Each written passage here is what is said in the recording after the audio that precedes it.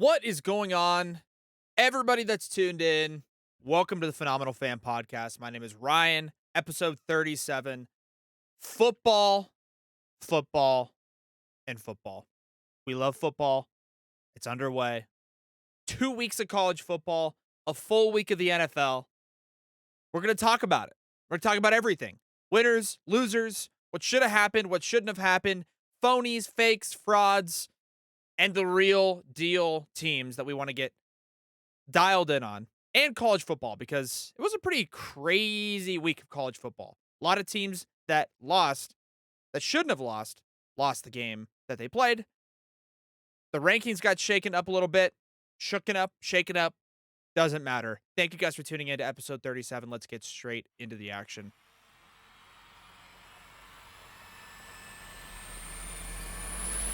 The Phenomenal Fan Podcast, a podcast by the fan, for the fan.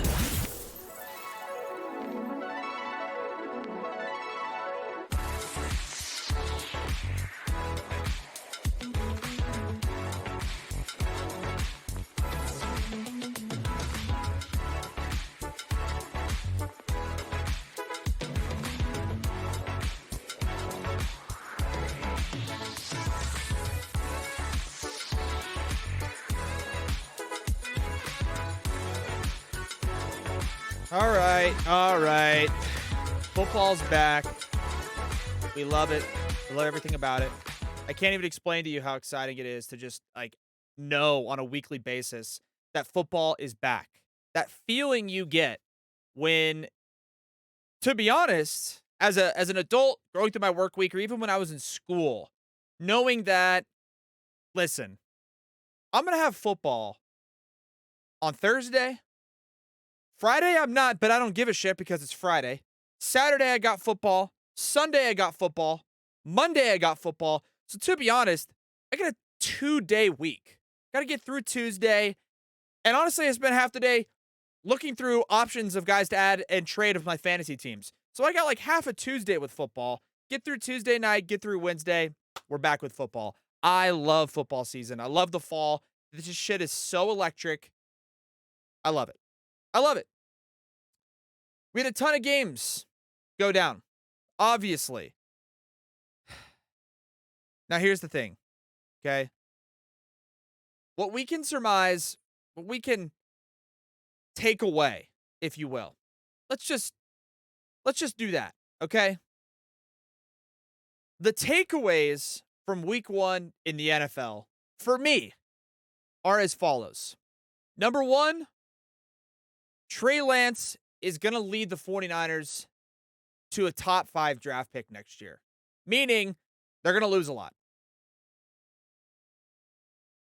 Number 2, the Bills and the Chiefs are far and away the best teams in the NFL. I don't really think it's particularly close. Number 3, the Eagles are legit. Yeah, they only beat the Lions by 3 points, but that's just the end of the game. Lions were playing for a lot. Eagles weren't playing for much. The Eagles are going to score a lot. They play pretty good defense. And looking at that division, they probably have the best chance of winning that thing. Number 3 or number 4? I can't remember. I think it's number 4. Well, wait, let's see. Trey Lance was 1. Bills Chiefs was 2. Okay, Eagles was 3. Number 4, the Titans and Ryan Tannehill are the best team in the NFL at underperforming and losing to teams they shouldn't. The Titans have the lowest floor and the highest ceiling of NFL teams. They have the lowest floor and the highest ceiling gap of any team in the NFL. They could lose to the worst team in the league one week, and they could beat the best team in the NFL the next week. I don't know what it is.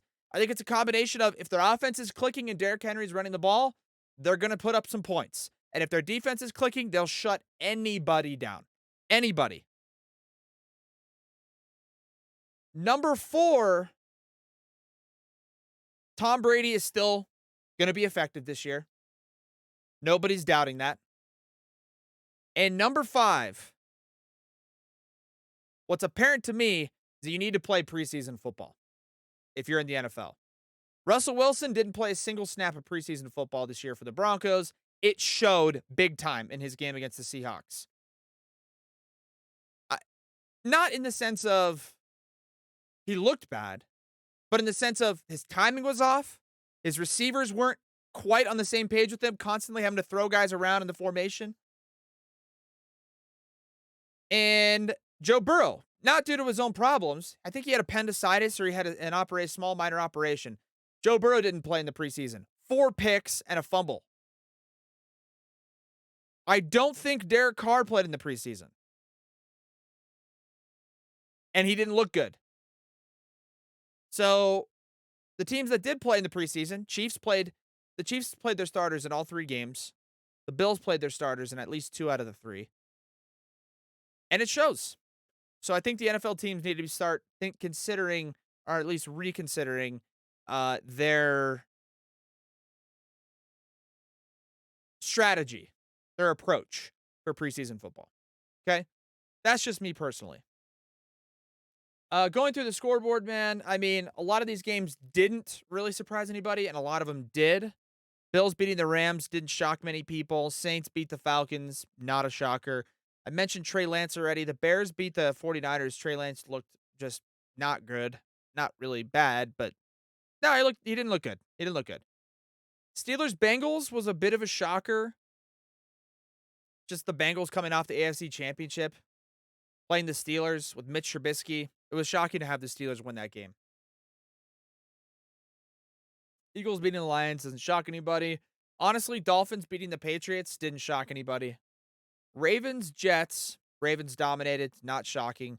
Commanders and the Jags, kind of a toilet bowl game there, but the Commanders are probably the better team. So Commanders winning, not shocking. Browns beating the Panthers, I think, was a little bit surprising to people. A lot of people had Baker Mayfield coming out, fired up, ready to go. And he was, but the Browns winning that game kind of surprised some people. Colts and the Texans tying, that's bad. I mean, it's bad. It's bad on the Colts because the Colts need to win that football game. I mean, you have Matt Ryan and Jonathan Taylor, and you're playing the Texans. And you have Jonathan Taylor running for 161 yards, Michael Pittman catching 121 yards worth of receiving yards, and they lose a tie essentially to the Texans. The Giants beating the Titans. We talked about the Titans with their low floor. Giants beating the Texans is shocking. The Vikings beating the Packers is not like an all-time shocker, but the fashion in which they did, where Aaron Rodgers just looked bad. 23-7, not surprising. Or should I say, very surprising. Chiefs and Cardinals, Chiefs dominated, not surprising. Buccaneers beating the Cowboys was kind of a surprise, but Dak Prescott got hurt. Buccaneers have great defense. The Seahawks beating the Broncos on Monday night was definitely a surprise, but that game was completely mishandled, and we will get into that later on. And then the game I wanted to leave for last is the Chargers and the Raiders, because the Chargers beat the Raiders, and I don't think many people were shocked by that. But what I will say, okay, and this will tie into another topic we have a little bit later on, all right? I've had this conversation with a few different people, and I don't think it's out of the realm to speculate, maybe either for fun or actually serious, on the influence that sports gambling has in the leagues, in the professional sports leagues we have today. And this will tie into the next subject we talk about. But looking at how the Chargers went about their business on the touchdown scoring drive of the game. So it was 3-3 in the second quarter. Chargers get the ball at the 33-yard line. They move it down the field. They get down to 3rd and 4 at the 5-yard line. Justin Herbert scrambles, gets hit hard, automatic first down at the 1-yard line. Now, no one had scored a touchdown to that point. And one of the most common bets in the NFL is first touchdown scorer. When you go down the list of players to potentially score a first touchdown, In a Raiders and Chargers game, a lot of names start to pop into your head, right? Austin Eckler, Keenan Allen, Josh Jacobs, Devontae Adams, Mike Williams, Hunter Renfrow, Darren Waller, Gerald Everett. I mean, shit. Even Justin Herbert scrambling in for, well, yeah, I would say even Justin Herbert scrambling in for a touchdown.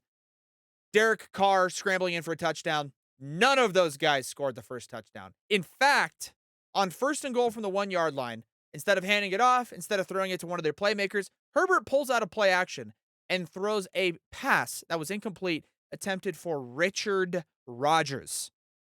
Okay? Richard Rodgers has 15 career touchdowns in the NFL in 7 seasons.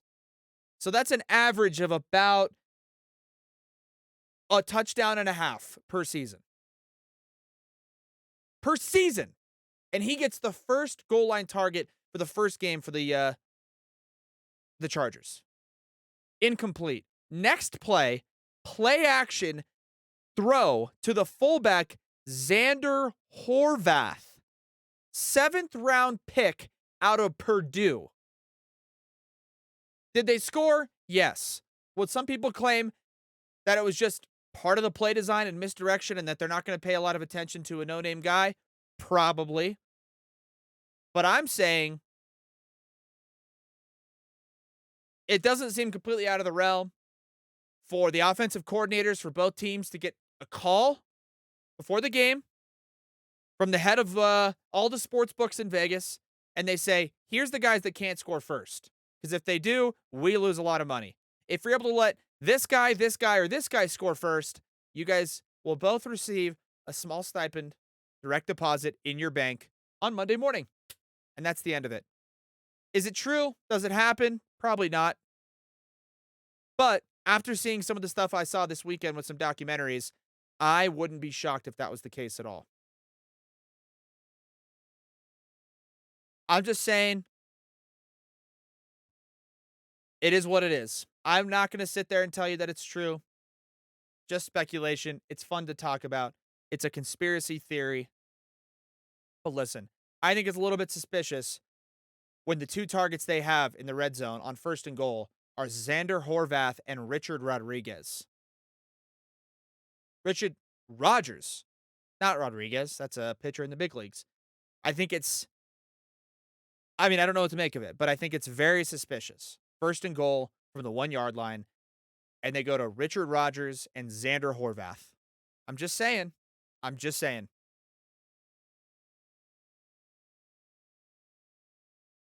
That'll tie into the next subject. Okay? You know what? No, it's at the end. It's at the end.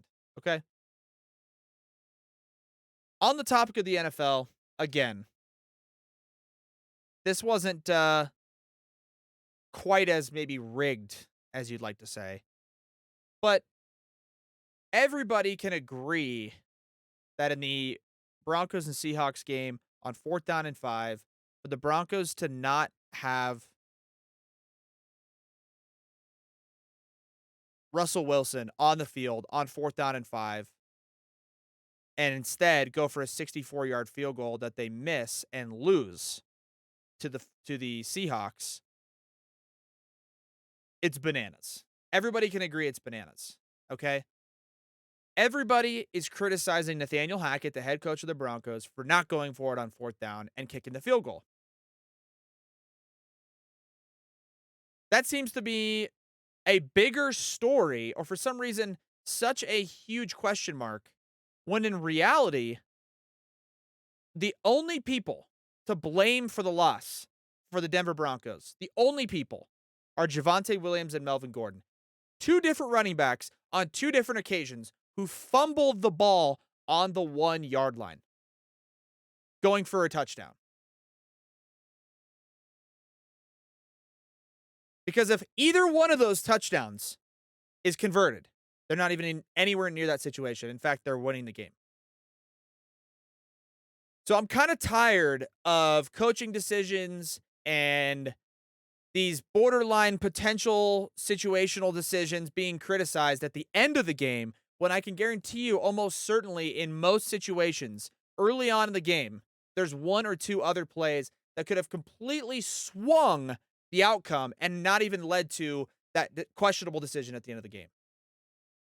And on top of it, it's a situation where if McManus drills it from 64, he's a hero. Hackett made a questionable but decent decision, and the Broncos win, and nobody talks about, the rest of the year.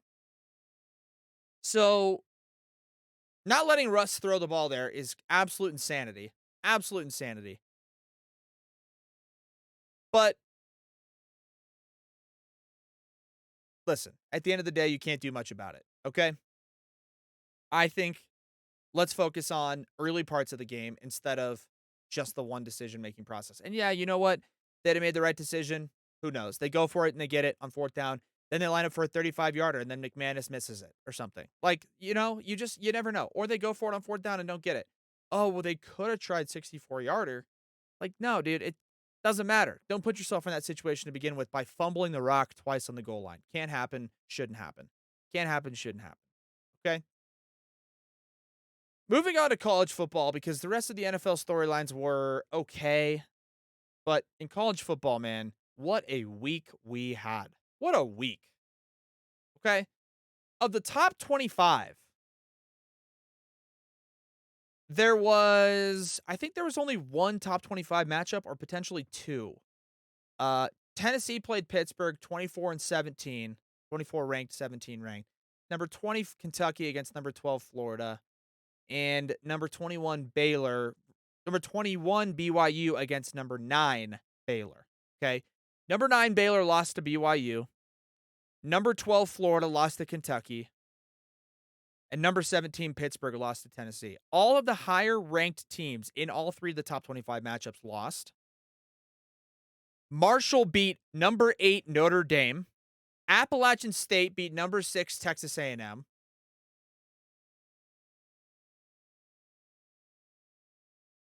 And Georgia Southern beat an unranked Nebraska team. Okay. Nebraska wasn't ranked, but Nebraska is such a bigger program with so much more money, and Georgia Southern should never be competing with them at any point. So, oh, and number 1 Alabama narrowly and probably shouldn't have beaten Texas, but they did. They beat Texas 20-19. I was at the game. It was crazy, stupid, ridiculously hot. But Texas jumps from unranked to number 21 after an excellent performance by their team and almost beating Alabama. The craziest part of the entire weekend is finding out what these big time schools paid these small schools and then getting beat by the small schools. It's unbelievable. The big schools in the United States on a common, consistent basis pay the smaller schools to come play them, basically covering the traveling. It's basically covering the travel, helping fund the program, and who knows what else they do with the money. But they pay over $1 million per game to play these small schools. It's an easy win. Get them into town, get some reps for the guys against new players across the line of scrimmage. Uh-oh. Notre Dame, you didn't show up, and you lose to Marshall. Texas A&M, you just didn't show up, and you lost to Appalachian State. Texas paid Appalachian State 1.5. Actually, let me clarify that before I go any further. Number 6, Texas A&M paid Appalachian State $1.5 million to play against them, and they got beat by Appalachian State, 17-14. Nebraska paid Georgia Southern $1.4 million to play them. They got beat 45-42. Notre Dame, number 8 Notre Dame, paid Marshall $1.25 million to play them, and they got beat by Marshall 26-21. What's the moral of the story? What can people take away from this? Anybody who is a competitor at any level needs to understand that talent does not win. Only talent. Only talent. Yeah, people have to understand that strictly talent does not play in sports. When you get up to college and professional levels, strictly talent will not just win you games outright. Every time you suit up at any level, you need to lace up your shoes and your cleats. You need to treat your body right. You need to stay healthy, and you need to go out and play like you're playing against the best team in the country. Because if you do, and you're way better than the team you're playing, you'll kill them. But that's the main thing they have to take away from this. These teams paid all this money to these small schools, and they thought they were just going to show up and out talent them and beat them. Not the case. When you show up to play in a game in any sport at any level above high school, always be ready to show up and play. Because if you don't, you'll lose before you even realize it. All of a sudden, it'll be the fourth quarter in a basketball or football game. It'll be the sixth or seventh inning in a baseball game. And you go, holy shit, we're about to lose to a team that is so much worse than we are. That's what happens when you don't show up and play. And you're entitled and you feel like the world owes you something. Good for Appalachian State, good for Georgia Southern, and good for Marshall. Good for them. That's an awesome, awesome, awesome job by them. Yeah, it's amazing.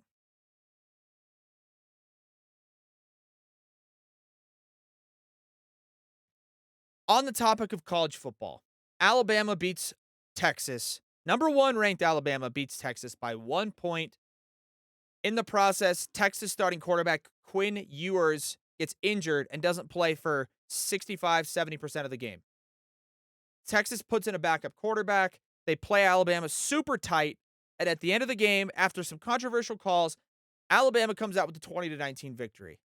After the game, the Alabama players are seen doing horns down, because the Texas logo is horns up, go Longhorns. Alabama players are doing horns down.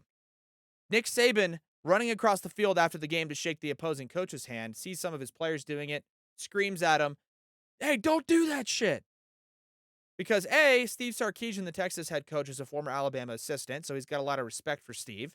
And two, a more broad point is that horns down is one of the more loser.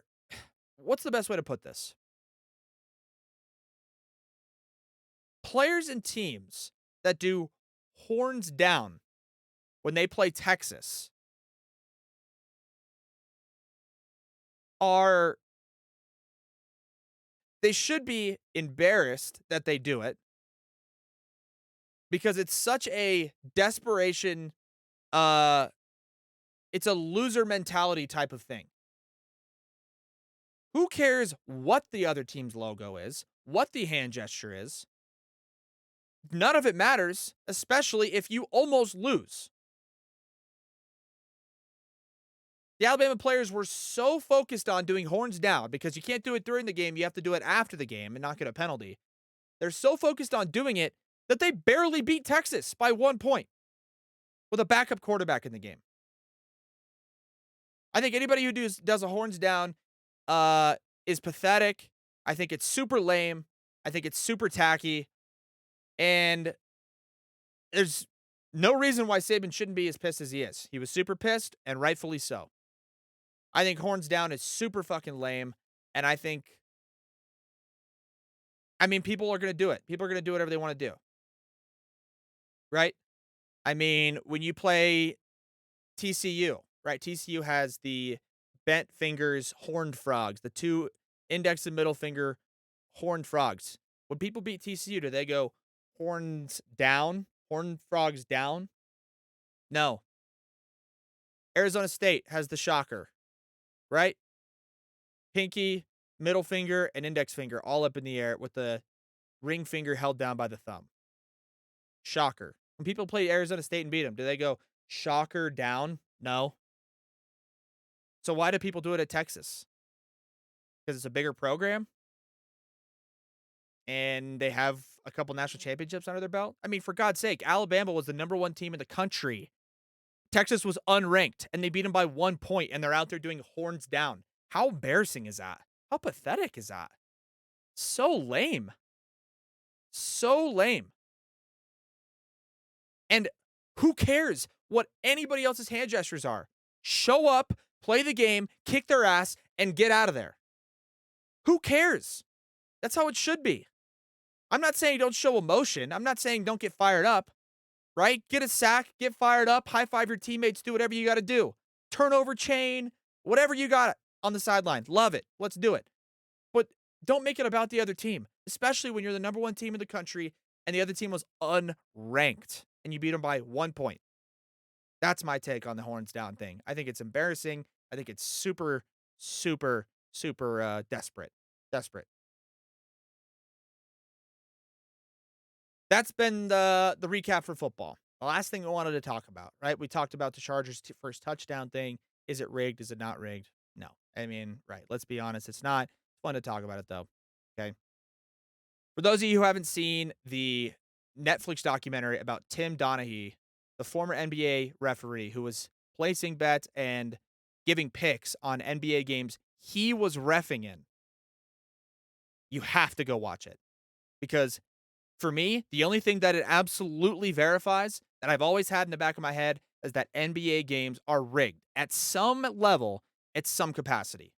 Whether that's players getting the benefit of the doubt on some calls, whether that's specific players getting the benefit of the doubt on some of the calls, or points being added or shaved because of some questionable, very weirdly targeted fouls and non-foul calls, and the arbitrary nature that almost anything is called in the NBA, right? They'll go down and call a travel on somebody, and the guy will get the ball, take it down the court on the same, like a guy will get a ball in the post, big forward, a center. He'll start backing a guy down. He'll pick it up, take a couple steps, throw it down, and the referees go, whistle, that's a travel. And the guys complain about it. What? That's crazy. Ball gets inbounded, taken down to the other end of the court. Guy will do the exact same thing, or seemingly the exact same thing, not a travel. In the Tim Donaghy documentary, there was a moment in that documentary specifically where Tim Donaghy calls a travel on Michael Jordan for the spin move that they were told about. The NBA went to the referees and said, hey, this new spin move is becoming popular amongst the players, and technically it's a travel. So if we're going to see it more often, let's call it a travel because we don't want this unfair sort of move to be a regular thing in the NBA. One of the first guys to do it in a game that Tim Donaghy was reffing was Michael Jordan. Michael Jordan does it. Donaghy calls this a travel. Michael Jordan complains. Head coach complains. Later on, somebody in the league, including one of his referee friends, comes up to him and says, hey, man, we want him to call. Like, we want you guys to call that, but not on him. And he's being told that by an NBA official. Tell me that's not going on still today. Seriously, tell me it's not.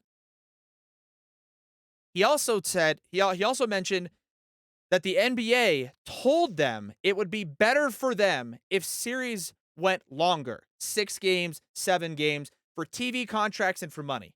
The referees can very easily swing a game one way or another, especially if it's a one-possession game late in the fourth quarter. One foul call here, one non-call there, all of a sudden one of these teams wins, and we get a game 7. Am I saying that the outcome of the games are rigged and that one team is destined to win over the other one? No. But what I am saying is the NBA is the easiest sport in the entire world to just simply swing one way or another and rig to benefit the league as a whole. Keep the star players healthy, keep the star players from fouling out, and to extend playoff series and games as long as they possibly can. So go watch the Tim Donaghy documentary on Netflix and tell me that thought doesn't at least creep into your head in some capacity. That the NBA is corrupt in that capacity and that they can't just very easily feed that in and make a bunch of money. It's super, super simple. It's the same exact reason, in my opinion.